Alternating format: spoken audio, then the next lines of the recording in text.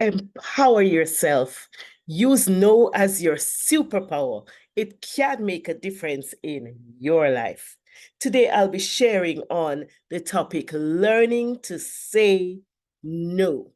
And I want everybody to really pay attention because some of us are so much caught up in saying yes to everybody that we forget that it is okay to say no sometimes. So sometimes life can be just too much. Sometimes it can be just on us and we can't understand what's happening. It's just down. Children, everybody is there. We have church responsibilities for those who go to church, work responsibilities and expectations. We have home responsibilities. We have relationship responsibilities, persons calling on us to do this, to do that, community responsibilities. It just can get too much and it can be really pulling. You feel like you're being pulled on this end, pulled on this way. Everybody is saying that you are the one, that they need to do this. They can't find anybody else. And you just feel this obligation that I have to get this done. I have to help this person. I have to be there. I have to do it. But then where do you find time to do anything else? Sometimes the responsibilities need almost all of you. Church needs almost all of you. Work needs almost all of you. Your family needs almost all of you. How much of you is there to share? How much? And yes, sometimes we have to say, help, help, help, help. Some of us have more situations dealing with in one area than the other, and it can get overwhelming. And then somebody calls on us and says, listen, I need help in this situation, and we're gone. And we know it's too much. We know it's too much, but we don't know how to say no. My year of too much is something that I want to share. And the sad thing is, I had a lot of these years. And I have to be working, still working at it, on the power of no. When I went through this presentation and God kept telling me what I'm to put in there, and I was doing my research because I don't just take these things out of my head. I do research and I prepare to give you value. And I was looking at it, I said, wow, this is talking to me. So even if it doesn't mean anything to anybody here, this presentation that I am giving meant a lot to me and taught me a lot. So I can tell you that I was a mother of two persons. I see Kerry, very faithful, has joined. Thank you, Kerry. And we have other persons coming on in our live audience. Yes, right? So here I was a mother of two children. And I am the type of person, I can tell you that I have many children. So even though I might have been just biological to two, that doesn't mean that it was just two. I was a guidance counselor at a primary and junior high school. That's what we call that area in Jamaica.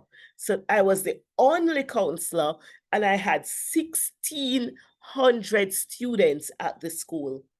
And there were programs being implemented. I mean, I was a good, I still am, but a lot of programs were being implemented because the school had issues to be dealt with, and I was there and I had the different programs at church. I was Sunday school superintendent. And so I had the church responsibilities to deal with. And those who know about whether Sabbath school or Sunday school, being in charge, you have the teachers to look at, you have the lessons to look at. If a teacher is not there, you have to take control. I had it to deal with. I had the girls group at church that I was working with. I was the leader. And there, girls come with a lot of issues. You can't be joking. You have to be on top of things. I was also an executive member of the Jamaica Association of Guidance Counselors in Education at the time, that same year. And it wasn't any low down, it was one of the top positions. I don't remember if that was the year I was president or that was the year I was in charge of a committee, constitution, or one of those, but it's always a heavy position that I hold in the association. And I was not only in JAGC, as we call it, Guidance Counselors Association. I was a part of the Jamaica Teachers Association in my parish, an exec member. And each of these, I was giving time, giving energy. It means I was staying up late. And there were other persons. That means there are 22,000 teachers in the island at that time, because it's more now. And in my parish, there is a lot of teachers. In my area, a lot of persons. But I got the role and I did not say no. Even though I knew there was so much on my plate, so much, as we would say in Jamaica, so much sticker fire. I still said yes. I did not learn how to say no. I didn't learn that. I needed to know how to say no. I needed to know how to unlearn the yes syndrome. I don't know if anybody has ever learned that term. I don't even know if it exists.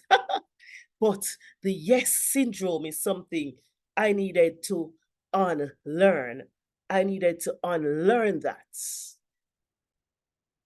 The power of no is important. It's not feasible to say no to everything. So we need to decide what to say no to. And as I said, this message, I have to take this. This is powerful to me. I didn't even expect this when I started the topic, but this has been hitting me, hitting me, hitting me. And I hope it's hitting you too. Right? Now, this little girl, yeah, I know she's cute. That's me. But she had no problem saying no. If she didn't like it, she would say no, and she's gone. And isn't that how babies are? That's why even in the Bible it says you must have the heart of a child, behave like children because they're innocent. They're not going to be hypocrites in anything. She would say, no, it doesn't matter. You want her to do something and she doesn't want to do it? No, no issue, no problem. But then we start to learn life's experiences. We start to realize some people don't feel good when you say no. And so this little girl started. Yes. Oh, don't you love me? Yes. But this little girl started to please people a little bit and still would say no sometime, but for the wrong reason. It wasn't because that the no was to be said, but it was because she was nervous. She wasn't confident. So sometimes they would ask this little girl to do. This little girl, yes, that high school is Westwood High School, that uniform. But they would ask her to do things and she would say no. Not because she didn't want to do it. She felt bad saying no, but because she was afraid. And so guess what? When the confidence built, the yes syndrome, the trying to please people syndrome only grew. And confidence with the yes people syndrome is dangerous because this girl who now had grown into being who she wanted to be, this lady hardly said no, even when swamped, always saying yes, always jumping to the call of duty, always jumping to help persons, always jumping to self-sacrifice, I would call it, always being there, even when it is really not possible to be there. I would have made it happen. Saying yes when no should have been the answer. Let me ask you, I know I was. And there's a little of it still left, but I'm working on it because that's how we do. We work on ourselves each day. Are you a people pleaser? Being a people pleaser can lead to self-neglect, and this is coming from verywellmind.com. It can lead to self-sacrifice, and it can contribute to mental health issues. Because when you're not taking care of yourself, when you're not putting your dreams ahead, it eats a part of you out. It eats away at you and causes you to feel like you're not achieving, like you're not reaching where you want to reach, but you keep saying yes to the wrong things. So you're not giving yourself a chance. Say yes to you. So there are some reasons, a lot of reasons people keep and don't want to say no. Some people are afraid, fear of losing job. Yes. Some people, your supervisor or your manager ask you to do something, and persons are afraid to say no because they don't know what the consequences will be. And so they say yes, even though they don't know how. They're going to do it, they say yes. Some persons just don't want to disappoint persons who they think need them. They don't want to take that chance to say, you know, I can't manage, because they say, oh my God, this person needs me. This person wants my help. I have to do it. Some people do it to save friendships, I don't want the person to be upset with me. They ask me, and if I say no, they might be upset. They might vex with me, as we would say in Jamaica. We have to be careful. Some people do it to feel needed. If they ask me, that means it's me they wanted. And so they feel good about somebody needing them. And so they pull the third arm, even though there is no third arm, to try to get it done. For some persons, it's seeking approval. Seeking approval, even when approval is not needed. We have to start to encourage and approve ourselves. Some persons will just say yes because they want the person to see them in a certain light. For some persons, it's false pride. You think other persons can't do the job as well as you, and so you have to do it yourself because you don't want them to spoil it. You don't want them to spoil it, and so you do it. So you have some persons who, even though they delegate, yes, they delegate, but even though they delegate, they just go back and micromanage and take back the job from the person. So they said no to it initially, but they go back and do it because they don't have the confidence in anybody else, and they're not willing to train anybody else to do it. Other persons can do the jobs too. If we have information others don't have, share it and let them do it. Don't kill yourself and drop down and then you say, oh, I'm stressed, I'm overwhelmed, I can't manage. Say no. It's important to know when to say no. Some things you just think you can handle it. Oh, probably if I do it this time on Saturdays or this time on Sundays, I can manage it, I can do it. So you know what? I will say yes, even when you know it is not possible. So here are some reasons to say no. And this is from verywellmind.com also. You need to check them out. This is establishing boundaries. And it's looking at what are you willing to accept. Sometimes we have to treat people, they were saying, how to treat us. We have to treat people how to respect us. I know as counselor, sometime evening, like when I was at primary school or junior high school and primary and junior high school and other areas that I've worked, sometimes they would want persons to like supervise a class or do other things. And we need to know, sorry about that if you heard that noise in the background. We need to know our roles. Sometimes you're asked to, you're in one situation, one job, you know your role is hectic, yet you're asked to fill in another role, jump in this one, jump and do, replace that person. You have to know your job and know what is expected of you. Because if you don't fulfill your role, there is no excuse. Nobody forced you. You did not say no. Another reason they say is to limit stress. Sometimes we have so much to do, and yet we take on more. And so you feel overwhelmed. So limit your stress by saying no. Some people want to reduce resentment. And that one, some persons might not be clear how that works. But guess what? Reducing resentment. When somebody asks you to do something, and sometimes you feel they shouldn't have asked you. This says, why did they have to ask me? And you say yes. It's like you're wondering if they want to set you up. It's like you're wondering, you know, they know that I have so much to do already. Why are they asking me? And so the resentment builds. But you are the one who said yes. You could have just said no. When it starts to get too much, when you start to actually not be able to manage as much, you start to develop the resentment for the person who asks you. Just avoid it and say no. Limit regrets. It is important for us to spend time on what really matters to you. I remember when I just went to a funeral recently, and I didn't hear them talking about all the things that she spent in work. It was mostly the relationships. that she spent time on, that they spent time sharing about, how she impacted lives. Don't live in regret. Some of us haven't seen our family members in a long time because we are busy doing things for people, busy doing things for the job, going the extra mile when we could say no and spend quality time with the people who really matter. And I'm not saying your job doesn't matter, but give your job what is expected. And then when you're going to go the extra mile, do it for who matters. Do it for who is there when you retire. Do it for who is there afterwards. The persons who need to know that you really love them and care for them.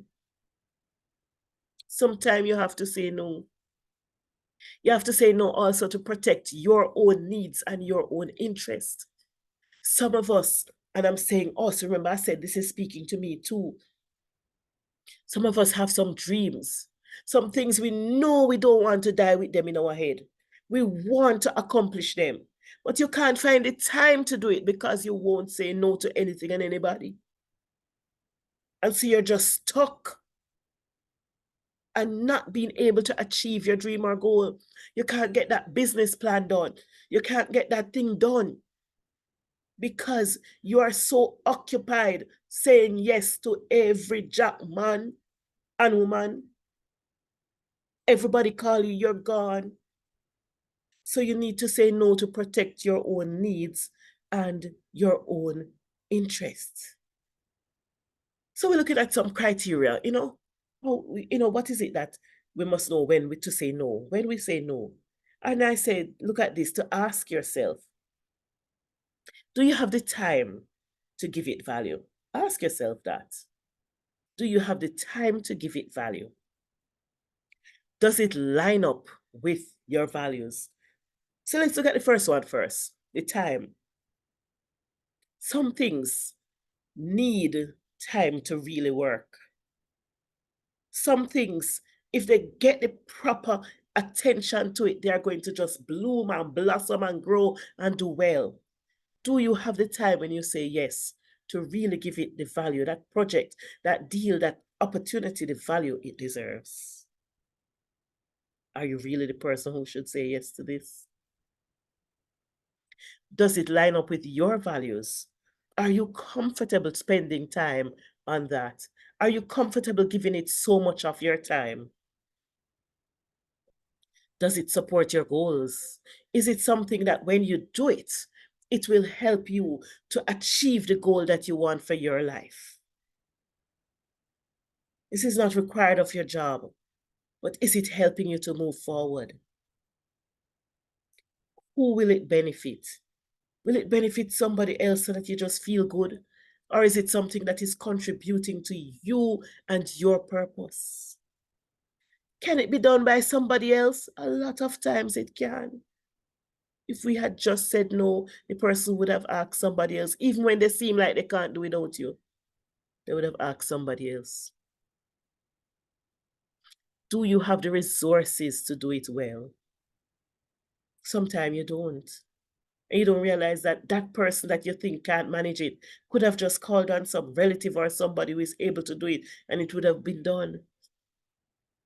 And the last question here, will saying yes, I'm going to start the question again as I want you to hear me.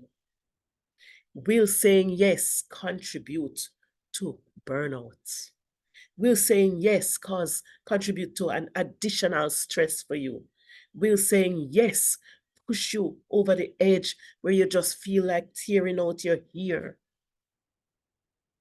How will saying yes help you? Sometimes we can stall to think about the situation. So these are some nice ways of saying no.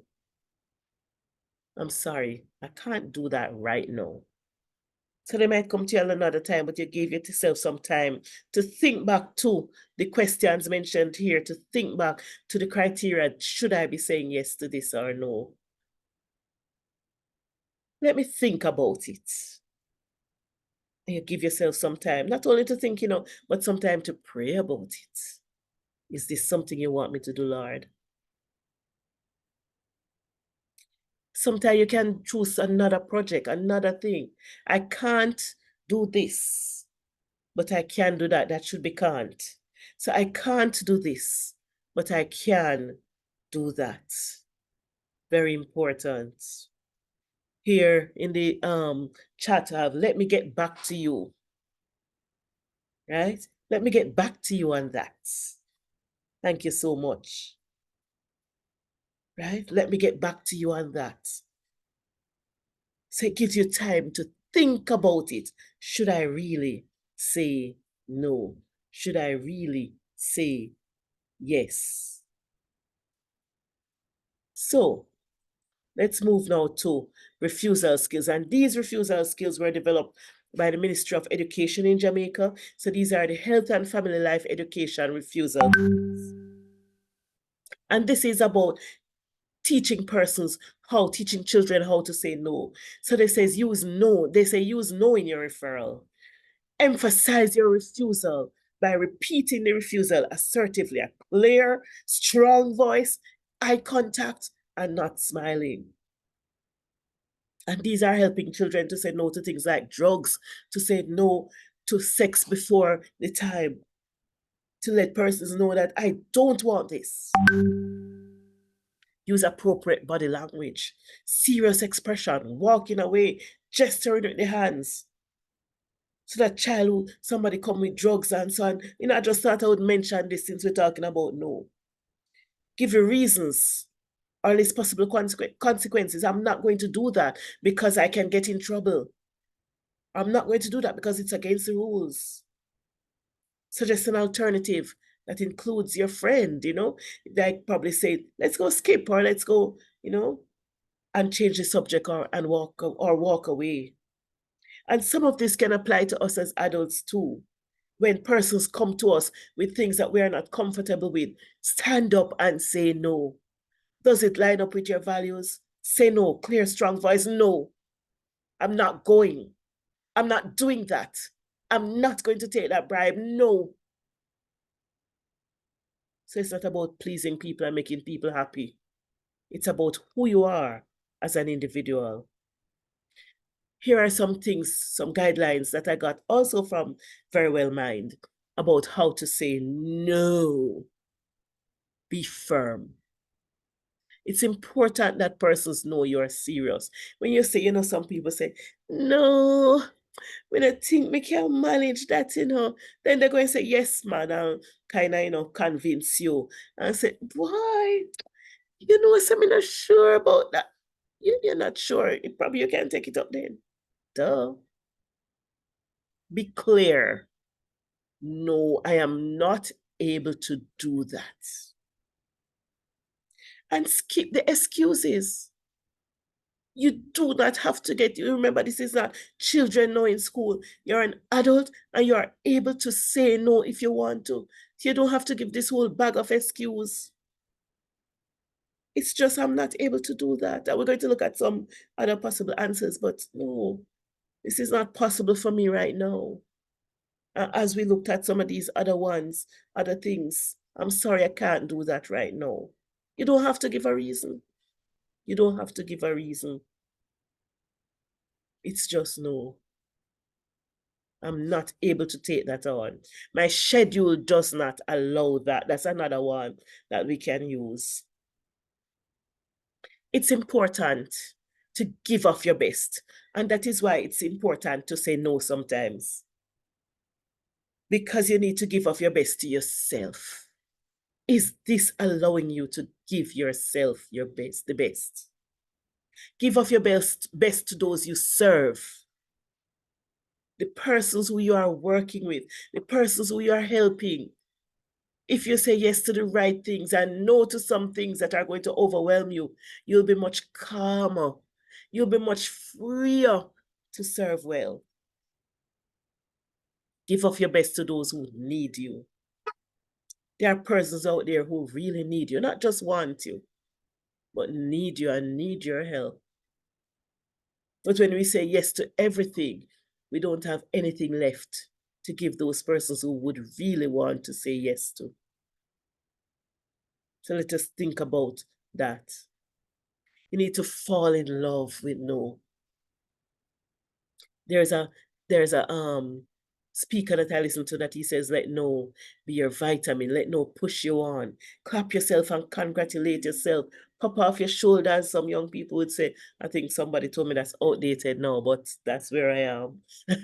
So fall in love with no. Love yourself enough to say no if you need to. No, I'm not able to do that. I'm so sorry. Love the people you serve enough to say no if you don't have the time. Don't give them half or quarter, an inch, and then you said yes, and then you're not able to do it. You're not able to reach on time because you have this other obligation and that other obligation. Love your family enough to say no if it means sacrificing time with them. We need family time too. We need to be able to chill with sisters and brothers sometime. I have my father here and I have to make sure I see him too. Can't be just the caregiver.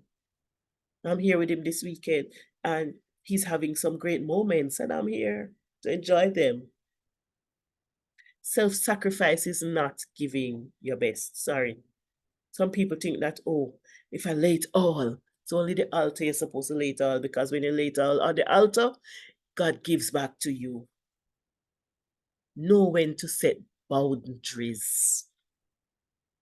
Boundaries. Let me say that again. Boundaries. Know when to stop. Somebody from work just called me and I said, I'll speak to you on that on Monday. I told him I can give you 30 seconds as I'm the counselor. So I'm hearing if it is an emergency.